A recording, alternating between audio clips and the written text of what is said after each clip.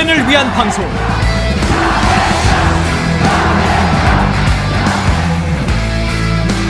K-Radio 레드카드.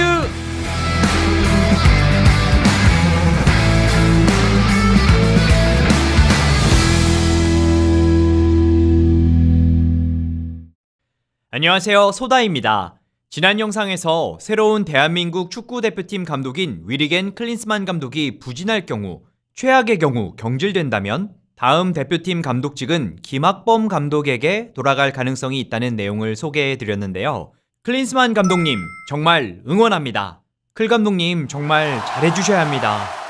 무조건 외국인 감독이라고 선호하고 한국 감독은 안 된다. 물론 이런 건 아닙니다. 한국 대표팀도 언젠가는 자국 감독과 스태프들과 함께 세계 무대에 도전해야 하는 것도 자명한 사실입니다. 하지만 아직은 시기상조라는 의견이 많죠. 한국 축구는 아직은 세계 축구의 중심과 거리가 조금 있습니다. 선진 축구와 트렌드를 조금 더 우리 것으로 만들고 그것을 자유롭게 구사할 수 있는 감독과 스태프진도 길러내고 어느 정도는 시스템도 정비하고 그렇게 내실을 다지면 언젠가는 국내 감독과 함께 세계 무대에 도전할 날도 올 것이라고 믿습니다. 지난 영상에서 예고해드린 대로 김학범 감독에 대해 잠시 얘기를 하자면요. 김학범 감독님 역시 전술 공부와 축구에 대한 연구를 열정적으로 하시는 분이고 카리스마를 지닌 감독이라는 평이 있죠. 그리고 K리그 성남FC 시절 보인 성과와 무엇보다도 2018년 자카르타 팔렘방 아시안게임 우승, 2020 아시아축구연맹 20세 이하 축구선수권대회 전승 우승으로 축구팬의 높은 기대를 받던 시점도 있었습니다.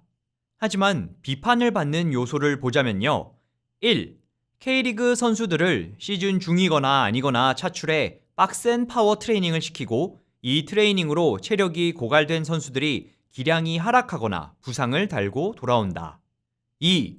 최상위 국가대표팀인 A대표팀이 자신이 이끄는 올림픽 대표팀을 위해 선수를 양보해야 한다고 주장해서 월권 논란이 일었습니다. 이외에도 여러 번 파울로 벤투 감독을 저격하는 발언을 계속적으로 터뜨린 점도 비판을 받았습니다. 3. 올림픽 출전 선수 최종 명단 발표에서 늑장을 부렸고 이에 따른 K리그 구단의 희생을 강요했다는 점입니다. 그러나 정작 성남FC 감독 시절에는 승패에 관계없는 경기에 선수들을 내보낼 수 없다. 징계할 테면 해라 라며 대표팀 차출을 반대했다는 점에서 내로남불이라는 비난을 받았습니다. 4. 올림픽 선수 명단에서 팀 밸런스를 고려하지 않고 선수를 뽑아 대회 내내 선수들을 다른 포지션에 끌었었고 이로 인해 선수 구성에 비판을 받았습니다. 5. 젊은 선수들로 구성되는 올림픽 명단의 특성상 올림픽 대표팀은 젊은 피의 수혈이라는 역할을 해줘야 하지만 대표팀으로 연결되는 새로운 세대를 키워내지 못했습니다. 그런 일이 없으면 좋겠지만 만약에 클린스만 감독이 중도 하차를 하게 되면 새로운 외국인 감독을 또다시 찾기보다는 김학범 감독과 함께 2026년 월드컵을 맞이할 가능성이 높다는 추측이 많았습니다. 클린스만 감독 선임에 대한 비판 요소에 대해서는 지난 영상에서 정리해 드렸는데요. 한국 시간 9일에는 파주 NFC, 그러니까 축구대표팀 트레이닝 센터에서 클린스만 감독이 기자회견을 가졌고 클 감독은 공격 축구를 선언하고 과거 자신의 실수들은 인정하며 달라진 모습을 약속했습니다. 전체적으로 월드클래스 선수 출신다운 노련한 인터뷰로 우선은 비판 여론을 누그러뜨렸습니다. 그리고 클 감독은 목표는 아시안컵 우승과 월드컵 4강이라고 공표했죠. 자, 그리고 한편으론 클린스만 감독의 코치진도 발표가 됐죠. 클 감독의 미국 대표팀 감독 시절 수석 코치를 맡아 전술을 담당하고 함께 좋은 성적을 내기도 했던 오스트리아 출신 안드레아스 헤어초크 코치가 이번 클린스만 사단에서도 수석 코치를 맡았고요. 월드클래스 골키퍼 코치라고 할 수 있는 안드레아스 퀘프케 골키퍼 코치도 합류하면서 많은 축구 팬들이 놀람과 환호의 반응을 보였습니다. 퀘프케 코치는 2004년부터 2021년까지 독일 대표팀 골키퍼 코치를 맡으며 골키퍼가 후방 빌드업에 일조하는 전술을 성공적으로 도입했다는 평을 받았습니다. 이외에도 이탈리아 출신의 파올로 스트링가라 코치, 선수들의 몸 상태를 관리할 베르너 로이타드 피지컬 코치도 한국 대표팀에 합류했습니다. 그리고 마이클 김, 한국명 김영민 코치는 벤투 감독에 이어 클린스만 감독 체제에서도 피지컬 코치를 맡게 되었습니다. 그리고 주목할 점은요, 차두리 FC 서울 유스 강화 실장이 테크니컬 어드바이저, 즉 기술 자문 역할을 맡았죠.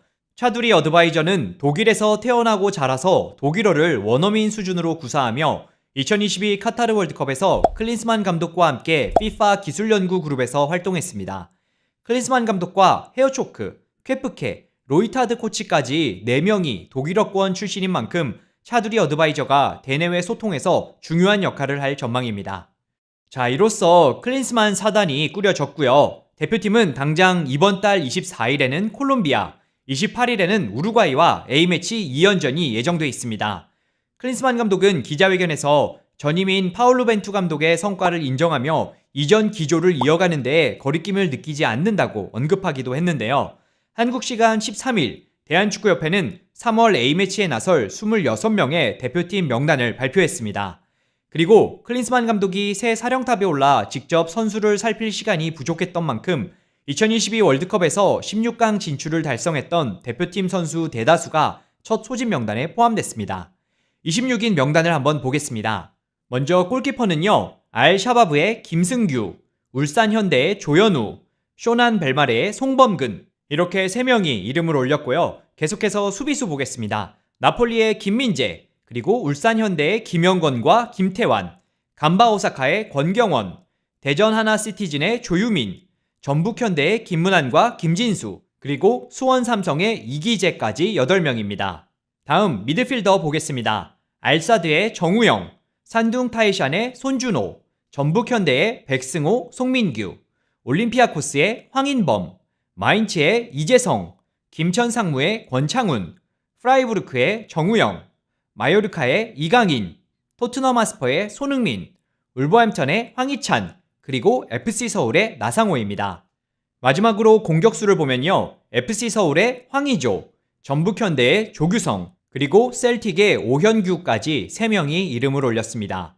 카타르 월드컵 명단과 비교하면 단 2명이 달라졌는데요.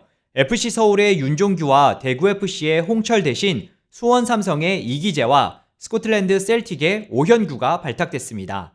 이기재 선수는 벤투 감독 시절에 카타르 월드컵 2차 예선에서 A매치 2경기를 치른 바 있고요.